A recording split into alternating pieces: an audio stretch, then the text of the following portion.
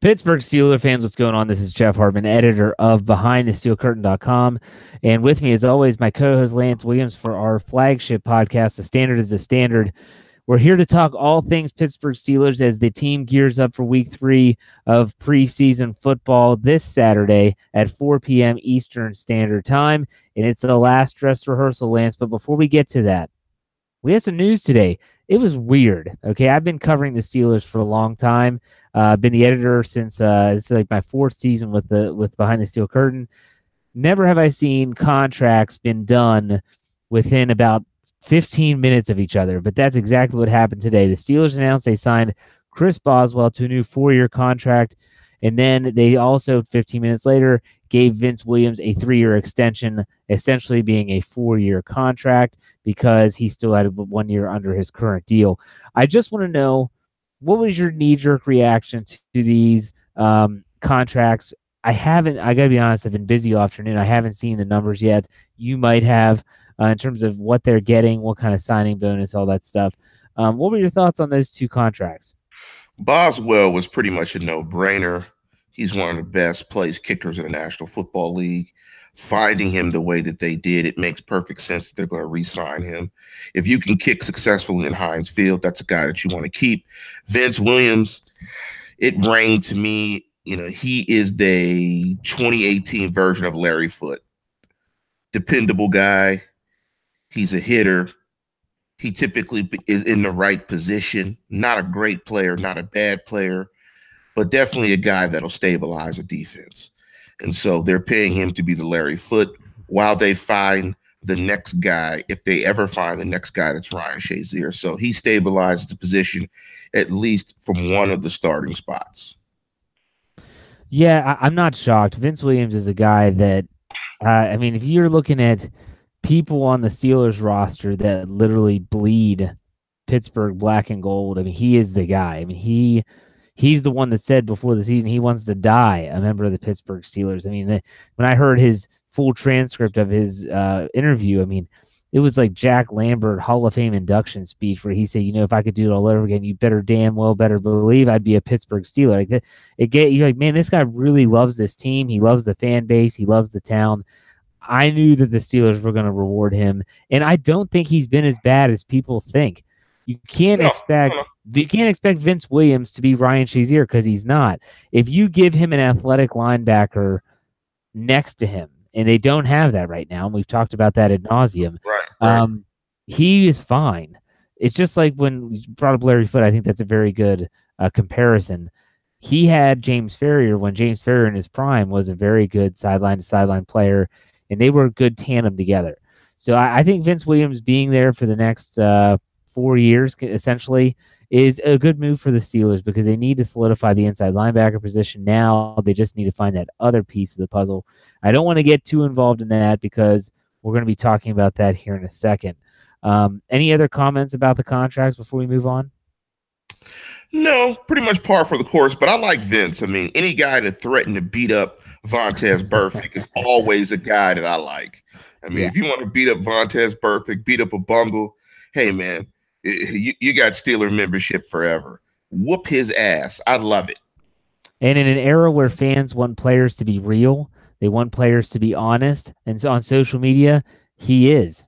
If you follow him on Instagram, Twitter, whatever, the guy doesn't sugarcoat stuff. He tells it exactly like it is. He'll respond. I know that he's reached out to our website on us on Twitter before. I love Vince Williams. I'm glad he's going to be a Steeler for another few more years. So let's move on now. Looking ahead, before we get to our true and false segment, which is wildly popular, I want to talk about the Week 3 matchup coming up against the Tennessee Titans. It's a preseason game. It doesn't count. I get it, but it's at the same time, this is the only time we'll be seeing specific players in the preseason. We're talking Ben Roethlisberger, Joe Hayden, Cameron Hayward. You know the list. There's already been 4 players that have been ruled out of this game. Mike Tomlin had his press conference earlier today, and this is being recorded on Thursday night. Ramon Foster, obviously with a hyperextended knee, is not going to play. Xavier Grimble had surgery on his hand and wrist. He will not be available. Vance McDonald with his foot is not going to play. And then Mike Hilton, who is being labeled as a lower body injury, also will not be playing. Now, add on to that list, you have several players that are question marks based on the fact that they're still nursing injuries. You have Antonio Brown with his quad. I understand why the Steelers might say, "Look, we don't need you to play right now. Let's make sure it's 100% healed before week 1." He doesn't need the reps, so Antonio Brown's a question mark. Morgan Burnett, Daniel McCullers, I think with a shoulder, and TJ Watt with a hamstring are all players that Mike Tomlin and his Tomlinism said he's going to leave the light on for in terms to the week 3 game. Out of that list of players, Lance, is there someone that you see on the list you're like, man, this guy needs to play? Because maybe it's he needs to make the team. Maybe it's he just needs to show something. I know who I'm thinking of, but I'll ask you first. We're probably thinking of the same person, probably Daniel McCullers. I mean, if there's anyone that needs to get a lot of reps and flash and show some positive tape, it's Daniel McCullers. As far as anybody else, no, not particularly. I think everyone else, we kind of know what to expect, what to do. I'd like to see some snaps from J.J. Watt. I think the one thing that's concerning is Vance McDonald. He's always hurt, ton of potential. He's always banged up. He always has some lower body injury. So that's concerning. You would like to see him to get some reps. Hopefully he can get healthy. But, in this game, I'm looking for better tackling. And I'm looking, while Ben Roethlisberger's in the game, I'm looking for 12 straight consecutive running plays. No, I don't think you're going to see that at all. I think Roethlisberger, he's going to throw the football. I want to see what Randy Fiedner does in specific situations. I want to see, just as we're on the show right now, the Cleveland Browns are playing, and I saw this go on my Twitter feed that the Browns ran the ball all the way down the field to the 1-yard line and threw the ball 4 straight times. That's Todd Haley. I don't want to see that type of play. I also wouldn't be shocked if they run some no huddle, just to get Ben out there and get him acclimated with some of the new guys that are on the roster. And defensively, if they improve their tackling and don't give up big plays, I think their defense is actually pretty solid. So there you have it. Week 3, again, Saturday, 4 p.m. Eastern Standard Time. That is nationally televised live on the NFL Network. So if you've missed the first 2 games, if there's a game you're going to get to watch, you would want to watch the third one because that's when the starters are going to be in. Tomlin said that the starters should play about 2 to 3 series. I think it'll all depend on how it goes. If Roethlisberger goes and leads them down in 3 series to 2 touchdowns and a field goal, his day is done. If they struggle, maybe he'll play a quarter. I don't know. After that, Landry Jones will play. He's not sure how much he'll play. My guess is he'll play the rest of the first half, and then the second half will be broken down between Joshua Dobbs and Mason Rudolph. So there you have it, folks, for the upcoming game, Week 3. Lance, anything to add before we get to true or false? No, let's hop to it. All right. First one, true or false. If you're a first-time listener to the show, we make a statement and we state whether it's true or false. Often we disagree. So here we go. Number 1, the Pittsburgh Steelers will cut wide receiver Eli Rogers, who I forgot to mention in the news, is suspended for the first week of the season for violating the NFL substance abuse policy. True or false, Lance? I'm going to say false. And that's not because he's a great player or I think a difference maker to the offense. I think it's because the depth in the wide receiver room is suspect. I mean, you have 2 very young players in Juju and the rookie, the second-round draft pick, Justin Hunter. So when you look at the complement of wide receivers, there's not many of them, first of all, from a straight numbers perspective. And from an experience perspective, you don't have too many experienced guys. So because of that and because of the room, I think Eli Rogers will not get cut. I am going to say that it's false as well, but with a caveat. He's hurt. Okay, if you don't know, he's coming off an ACL injury. He's on the physically unable to perform list. I think they keep him there. They don't have to use a roster spot to stash him on the PUP list. I think they put him on the PUP list. He takes his suspension during that time. They have some time until almost mid-season to make a move. Look, if James Washington is playing lights out, Juju Smith-Schuster, if their wide receivers are playing great, and it gets to that point where, hey, you either got to, or get off the pot, then they maybe cut him. But I don't think they cut him now. There's no need to because he's hurt. So because he's never practiced, they have the ability to just throw him on the PUP list and stash him there. And so that's what a great point. That's a So, great point. yeah. So, in a way, they're not going to cut him, but they still could end up cutting him. All right, let's move on. Vince Williams, who just got his deal, we talked about at the beginning of the show, will start at inside linebacker for the Steelers the next 2 years. True or false? True. By giving him a 3-year extension, taking it out to 4 years, essentially in the NFL, when you get a 5-year contract, it's really a 2-year deal with the third year as a maybe. Because typically in most deals, particularly with guys that get a lot of money, that third year is a decision year because typically the paragraph 5 of the base salary spikes in that third year. So the team and the player make a decision. Player typically takes a pay cut or gets waived. In the case of Vince Williams, that will come in year 3. He's going to start the first 2 years of the deal. He's going to start this year. He'll start next year. And I think that year 3 of that 4-year deal will be the year in which he probably gets cut. And this is me not seeing any of the numbers with the deal. Now, that could alter if the numbers are pretty favorable in year 3 and the dead money isn't that much. But I think, he will start the next 2 seasons. The thing about Vince Williams, and I'm going to say that it's true as well, is that if you followed him since he was drafted in the 6th round, and I want to say the 2015 draft, the guy has done nothing but improve every single season. And it's not been pretty. When he had to start his rookie year, it was rough because Larry Foote tore his bicep tendon in week 1. And then each year, it's gotten a little bit better and a little bit better. And last year, he was second on the team in sacks. He's actually become one of the better pass rushers from the interior on that defense. And so I can see that progression continuing. Is he vulnerable in pass coverage? Yes, but that's just who he is. It's still gotten better. Watch the film. Go back 2 years ago and then watch last year's film or even in the preseason, and it is better. Is it great? No, but it's better. So I think he will start the next 2 years. And will they cut him? It depends on his production. As always, production dictates a lot of things in the National Football League. But if he continues on this upward trajectory, maybe he'll play out the whole contract. Who knows? So next one, number 3. Steelers. Oh, this is a fun one. The Pittsburgh Steelers, if you didn't know this story, have decided to build a structure next to their practice field on the south side of Pittsburgh at the Rooney UPMC Sports Complex with a giant, I guess it's a tarp or something to it's not like a blue tarp that you go and get at Lowe's or Home Depot. It's like a black mesh tarp, and it's to, as Mike Tomlin, when he was asked about it today at his press conference, he said, look, we live in the age of cameras and drones, and I just wanted to protect us.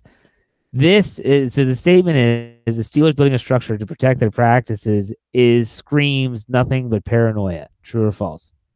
Hell yeah, it's true. Look. They play the Patriots again. This is their Patriot proofing the facility. Because it's no joke, man. I mean, my daughter plays on a competitive soccer team, and there is a parent that has a business, big up to Robert. It's called Football Drones. And what he does is he uses a drone to tape my daughter's games, as well as games around the San Francisco Bay Area. And then he sells that footage and he posts it on Instagram, or not Instagram, but YouTube. And so you can see, the all 11, the all 22, or the 11, end zone shots. You can see everything. So don't put it past Bill Belichick flying a Patriot drone over the Steelers facility. I mean, they've done it before. So they're just Patriot proofing the facility. They're absolutely freaking paranoid. And more power to it. NFL teams are billion-dollar corporations. Trust me, they can invest in surveillance. I'm surprised they haven't done it sooner. And that's just where it is with the NFL. They don't trust anyone. So, yes, they are being absolutely paranoid. It's absolutely true. I'm going to agree that it is true, but I'm going to have another little sidebar here. They don't do this if something didn't happen. And I'm not saying that someone from another NFL team was filming their practice or anything, but I guarantee you a drone probably flew over their practice field. It might have been at St. Vincent College. I know they had the Blue Angels up there in Latrobe because they had a flight show early in camp, and maybe that's what triggered them thinking and talking about it. But I guarantee you that there was probably a drone that flew over practice and might have hovered over there. And I bet Mike Tomlin was like, what the hell is that? Get it out of here. And then it probably got him thinking, shoot, anyone could just get a drone, go up to Mount Washington, fly their little drone down to the south side. It's possible. And they could film practice. I mean, these drones, if you've been around them, they're ridiculously sophisticated. And they take really clear, like you said, really crystal clear video. And so they could be down there watching a red zone play or something like that. So yeah, I'm going to say true as well. It doesn't scream it does scream paranoia. Who am I joking? But at the same time, I think something must have happened for them to do this. But that's just me. That's just what I think. So that's just weird. What a weird story that is. Anyways, let's move on to the next one. Daniel McCullers, Big Dan, the shade tree from Tennessee. He's on a 1-year contract this year. He won't just make the team, the 53-man roster, but he's going to play. Now, he made the 53 last year in his final year of his rookie contract, but I'm talking 3 to 4 snaps, special teams only. He was basically on the field goal block and field goal kick team. That was it. True or false? Daniel McCullers, A, makes the team, and B, he plays. What do you think? Meaning he plays. So we're just counting defensive snaps, not special team snaps. He's going to see defensive snaps. That's the statement. False. He will not play. Okay. And I say false because they're trying to play lighter as a defense in general. And what was the defense they called it? The dollar? The dollar with the dollar the 70. I mean, if they're talking about that and they're really being serious about being a lighter, more versatile defense with more DBs on the field, there's no room. I think the first 4 guys are pretty much entrenched. Tuitt, Hargrave, Wreck-It Ralph, and Alu. I think that's going to be your rotation. LT Walton. And LT Walton, who I don't think is a good player, but I don't think that Daniel McCullers is versatile enough to unseat Walton as the 5th tackle. Just because he's more of a road grader, push the pocket guy. He can't play any defensive end. So I don't think he's going to play any defensive snaps. He'll be an emergency guy. Something's really happened bad to the defense if he gets defensive snaps, in my opinion. So it's a false. He will not play. I'm going to say true. I think he makes the team, and I think he does have a specific role, and it might be in a package like the dollar, because I think that they feel as a coaching staff that he can take up blockers. Because what have we always said about that dollar defense? If you get a lineman to the second level, you're toast, because it's going to be a safety or a cornerback on a guard or a tackle, and that's just not going to play out well. So if you put Big Dan down there as a down lineman with Wreck-It Ralph or Stephon Tuitt, maybe all 3, then you're going to have the ability to maybe take up a couple blockers and keep guys clean. That's all I'm saying. We'll see. A fat gitch. Well, whatever. If his job is, look, hey, if you're lined up over the center, grab him, move him into the guard, and take up both of them, he can do that. I mean, if you're asking him to rush the passer, he's not going to be successful. But I do think they're going to have a role for him. I think he's played well. I think they've been impressed with him. I know Mike Tomlin spoke about him at a recent press conference, and he has impressed. So we disagree on that one. I think he does make the team, and he does have a role on defense this year. So we'll see. We'll see how that pans out. Last one, the Steelers, after signing Chris Boswell and Vince Williams, are done signing players both internally and externally for the 2018 season. True or false? False. I think there's going to be a guy that they may pick up on the waiver wire when teams make the last cuts. That could be a wide receiver to increase wide receiver depth. It could be a tight end, given Vance McDonald's off-injured status and Xavier Grimble being out. So I think it's going to be possibly an offensive player, either a wide receiver or a tight end that they look to add to the roster late. I think that's what they're going to do. So I say it's true. They will add somebody. Well, so that you would say false because the statement was they're False, false, done false. something Yeah. about it. Okay, so you're saying false. Yes, I false. say I'm gonna say true. Barring someone, you think about the moves they've made, like last year with Vance McDonald, J.J. Wilcox, Joe Hayden. I don't see the need for those type of moves this year. Like you said, barring injury, if everyone stays healthy, I think it's fall. I think it's true. I think they're done. If someone gets hurt, they're obviously going to have to make a move, and that's a different story altogether. So there you have it, our true and false segment. I wanted to bring this up, Lance. This was a week ago. So this was after week one, Philadelphia Eagles, Pittsburgh Steelers. It was a Thursday game. It was Friday night. I did a show by myself. I simulcasted it also on Facebook Live to get some questions from readers, and we had a ton. But a reader, a Facebook follower, brought up a question that I had not heard as a rumor. They said it's out there, but I haven't heard it.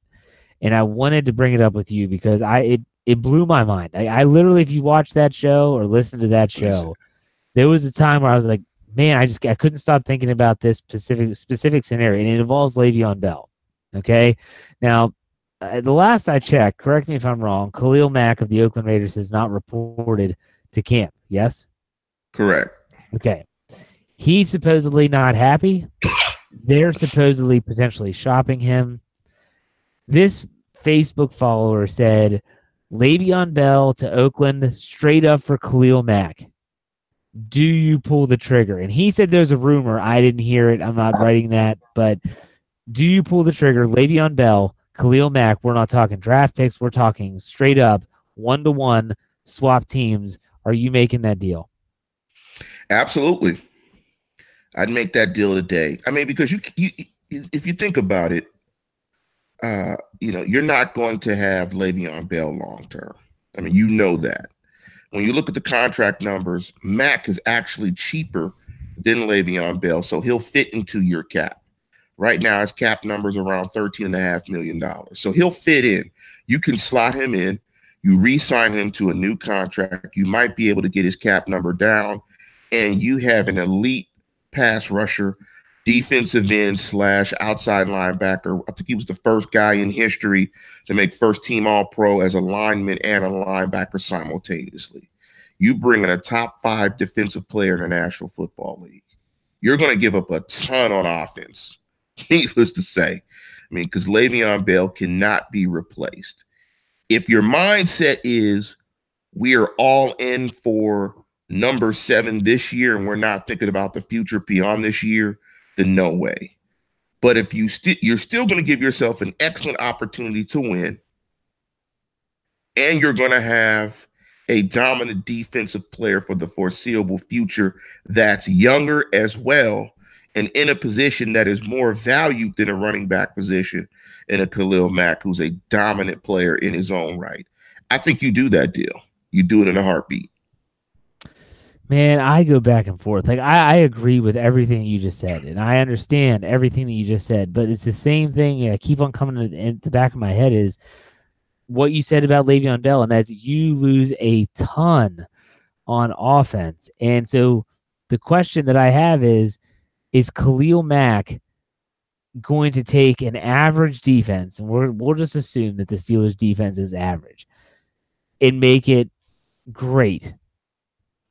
Is he? I think so. I think because think about it. If you put Khalil Mack on that defense, all slide protection is to Khalil Mack for sure. It opens up a wealth of opportunities, I think, for J.J. Watt and for T.J. Watt. T.J. Watt. I said, yeah, T.J. What did I say? You said J.J. J.J., T.J., J.J. You can call me J. You can call me T. Well, I think it opens up a wealth of opportunities for Watt and Dupree.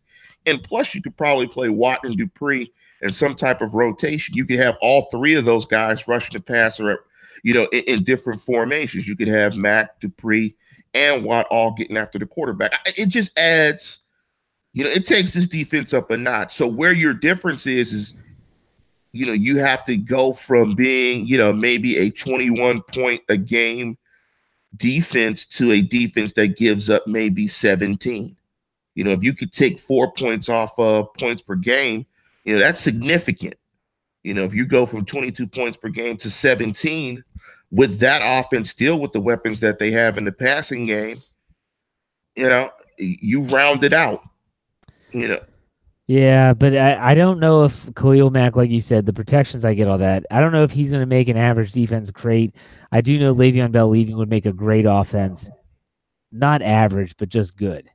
Because Antonio Brown would not have the same looks with Le'Veon Bell. It's one of those things where I still rack my brain over it, and I don't know why, because it's not going to happen. But it's fun. It is fun. It's preseason, and it's something to talk about. And so if you listen to the whole show or watch the whole show on YouTube, go into the comment section, and I want to know, listeners, would you do the deal? Would you take Khalil Mack and send Le'Veon Bell? I know what fans are going to say. Oh, hell yeah, get rid of Bell. He's a selfish idiot, all that stuff, yada, yada, yada. Don't forget about the production on the field, though. That's all I'm going to say. Don't forget about the production on the field. He had, I think, 85 receptions last year as a running back. Think about that. It's a ton. The other reason why you get rid of Le'Veon, he has no bars. The bars are terrible. He cannot rap. So no bars. Can Khalil Mack rap? I don't know. Khalil stays in his lane, though. He doesn't try to rap. Le'Veon, no hot 16s. No hot 16, so no bars. So you got to get him out of here. So yeah, whatever that was. But if you comment, comment and let us know whether if you're on BehindTheSteelCurtain.com. Go to the comment section. Would you pull the trigger, Khalil Mack for Le'Veon Bell? If you're on YouTube, you don't know we have a YouTube channel, BTSC Steelers Radio. Subscribe, comment, let me know. Lance, before we call it a show, do you have anything to say to the nation? Listeners, you better push us over 1,000 by week 1. That's the only thing I gotta say. What's our total right now? I don't know. I mean, but Jeff will flex on camera. So you want to see Jeff's biceps. Most of our listeners are dudes. I don't think they would want to see that. No, I want to see you eat that mushroom burger. I already did. It was very good. On camera. That's Jeff uses mushrooms as buns on burgers. So that might be interesting. Not all the time. Sometimes, not all the time. For that umami taste. Look, don't hate, all right? That's all I got to say. I mean, you can be negative about the Steelers all you want, but you don't got to hate on me for being fit, no, all right? No. I love the umami, and we used umami and Steelers together. How many shows give you that? Seriously, think about that. Come on now. All right, well. You know what I'm saying? So Saturday, I don't know if Lance is going to be available, but after the game, I will be on to talk about how the Steelers performed in Week 3 against the Tennessee Titans. If he's not on, I'll also be on. I will not be on. And the reason why I will not be on is I want to wish my lovely wife, Linda Williams, a happy anniversary. I will be celebrating my 19th anniversary, 18/19th anniversary on Saturday. So that's why I will not be on the show. There you go. Well, happy anniversary. Thank you. And thank you for your time. Check me out on Saturday if you're on our Facebook group. If you're not, go to facebook.com/BehindTheSteelCurtain. When I'm doing the live feed, it's your chance to ask a question. I'll answer it live. So we'll see you next time on The Standard is a Standard.